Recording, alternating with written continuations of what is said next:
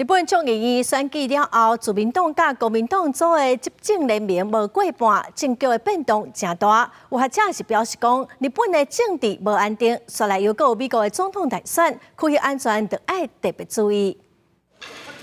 第50届日本众议院大选结束，从席次465席内面，自民党甲国民党所组成的执政联盟席数减少真多，只敢剩215席，互人讲是历史性的大败。在野党甲无党派是总共摕到250席，现任首相石破茂将会面临着逼宫的问题，也和日本政坛进入动荡的新时代。自民党如果寻找维新党或国民民主党的合作的话，都会影响到跟公民党之间的合作哈，因为这些政党的政策立场上面差距过大，可能日本会有一段时间是属于政治不稳定的一个情况。我觉得日本内政越乱呢，对中国来讲越好。美日安保条约里面的修正或补充，对日本来讲，他当然是希望说能够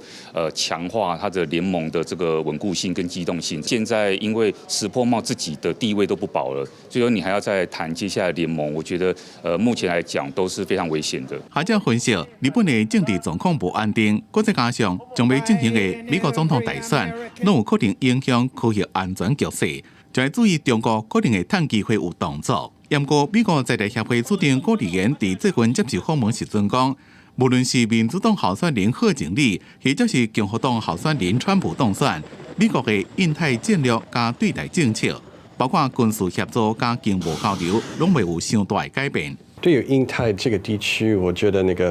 影响不大，特别是因为大家很担心中国，觉得一定要巩固我们的同盟关系，一定要加强我们的合作能力。副总统怎么看古立言的专访，说愿意帮忙破除以美论？他讲的。古立言也讲到，甲顶一遍驻台期间比起来，台湾社会此卖怀疑美国的论调更加明显。伊强调会积极甲各界沟通。并且讲外界唔免担心台积电去美国投资会去台化，因为台湾的优势真多。